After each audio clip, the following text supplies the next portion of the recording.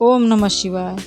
मैं सीमा पांडे आपके सामने एक फिर से नई कहानी लेकर आ गई हूँ और आप मेरी कहानी को सुनिए। ये कहानी का शीर्षक है शिव जी और भस्मासुर की कथा। बहुत समय पहले की बात है। एक बार एक राक्षस ने कठोर तपस्या कर के भगवान शिव को प्रसन्न किया। उस राक्षस का नाम था भस्मासुर।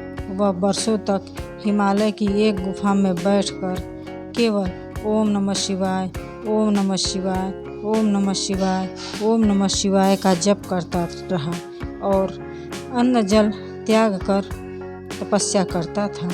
शिव जी उसकी भक्ति से प्रसन्न हुए और बोले, क्या बोले? राक्षस, मैं तुम्हारी तपस्या से प्रसन्न हूँ, वर मांगो। वर मांगो वत्स। भगवान शिव ने ऐसा भस्मासुर से कहा, मुझे ऐसा वर दो कि मैं जिसके सिर पर हाथ रखूं वह भस्म हो जाए। शिव जी ने बिना सोचे समझे तथास्तु कह दिया। भस्मासुर अब बहुत अहंकारी हो गया। उसने सोचा, अब मैं सबसे शक्तिशाली बन गया हूँ।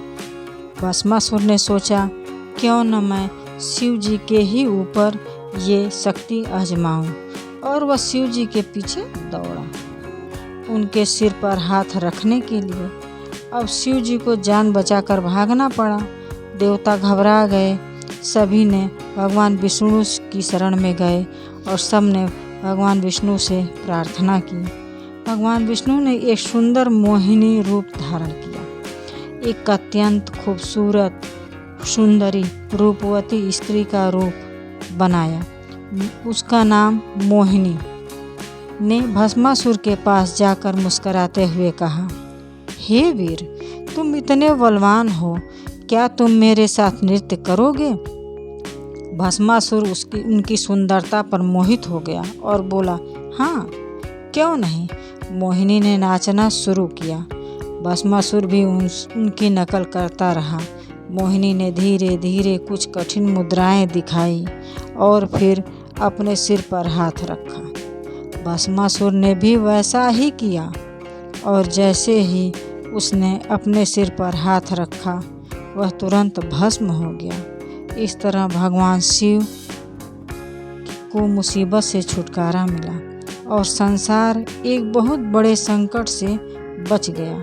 उस संकट से भगवान विष्णु ने इस पूरी सृष्टि को बचाया था। कभी भी बिना सोचे समझे किसी को शक्ति का वरदान नहीं देना चाहिए।